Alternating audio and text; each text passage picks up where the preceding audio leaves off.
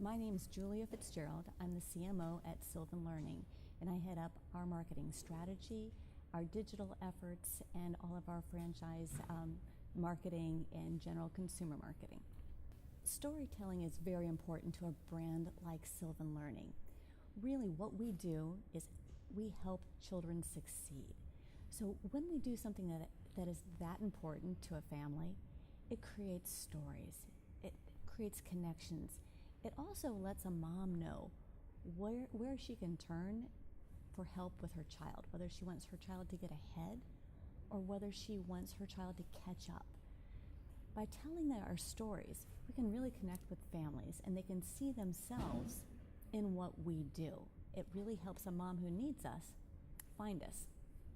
So content marketing has been very important to us, and it helps build loyalty with our customer base. And when we think of content marketing, we probably look at it a little bit more broadly than some companies.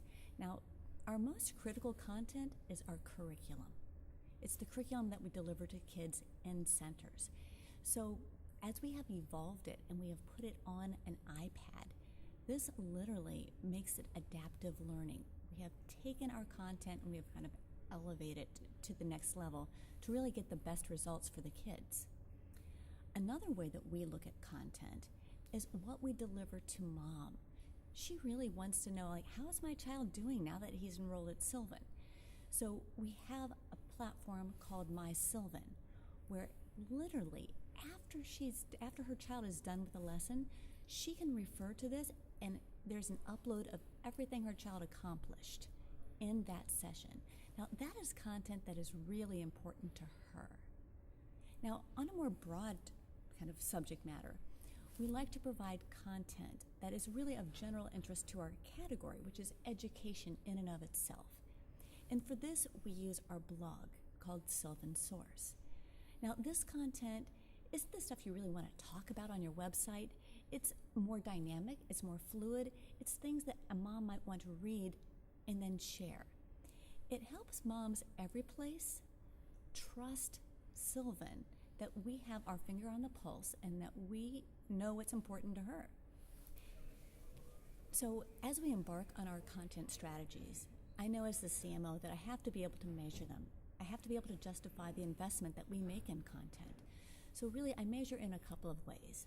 The most obvious one is always SEO. So when I look at things like our blog, I can see how many of our organic leads come from our blog.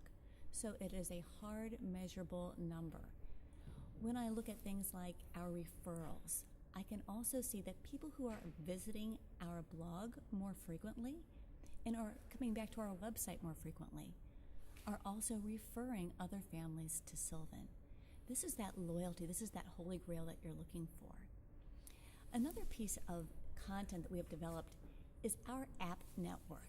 It's called Sylvan Play. Now, Sylvan Play is educational apps. Now, it's really rich, really amazing opportunities for kids to be playing with educational content instead of just fun content. When we're thinking about telling stories about our brand, the important thing is to make sure that our story resonates with the mom that we're trying to connect with. Because if we're telling a story to the wrong mom, it's irrelevant to her. I think any brand, when they're telling a story about what's important to them, they have to make sure it resonates with the person they're trying to connect with. If I'm telling a story about tutoring to a mom who's really more interested in robotics and advancement for her child, I've missed the boat. I've missed my opportunity to connect with her. It's very important for marketers to make sure that they take the right story and connect it to the customer that's going to find it the most relevant to their lives. So data by itself is not that useful of a tool.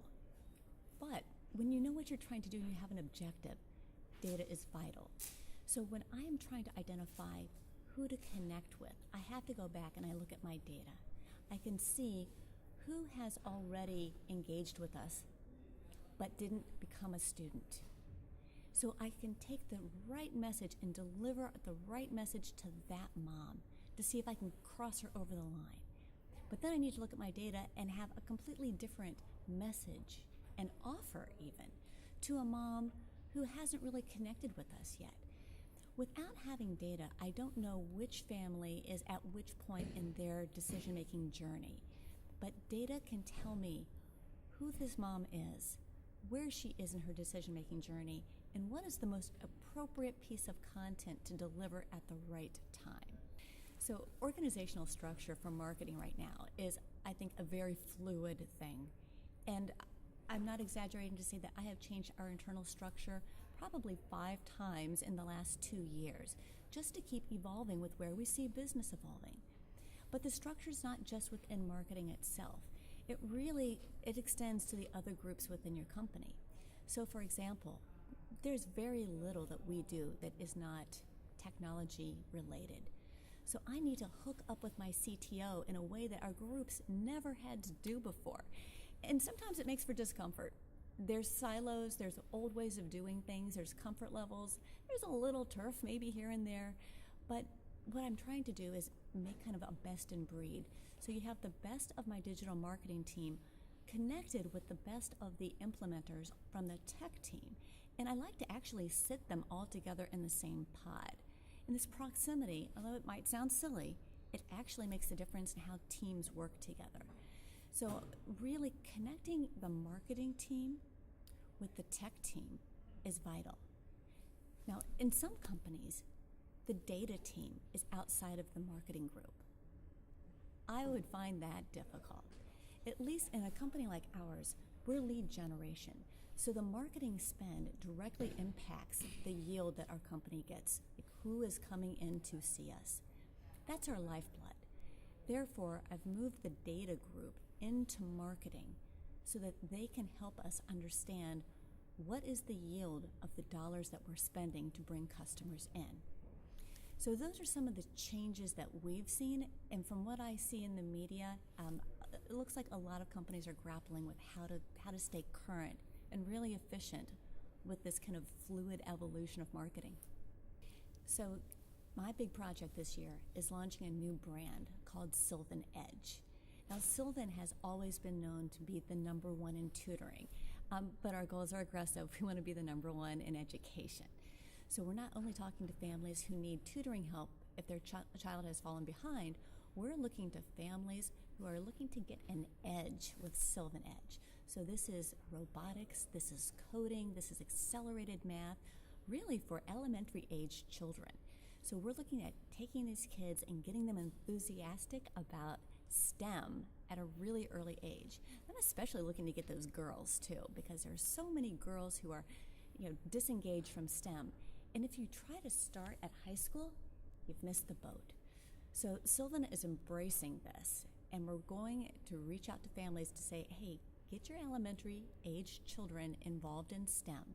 We found great fun ways to do it, and kids love this. So launching Sylvan Edge is kind of where my heart is this year.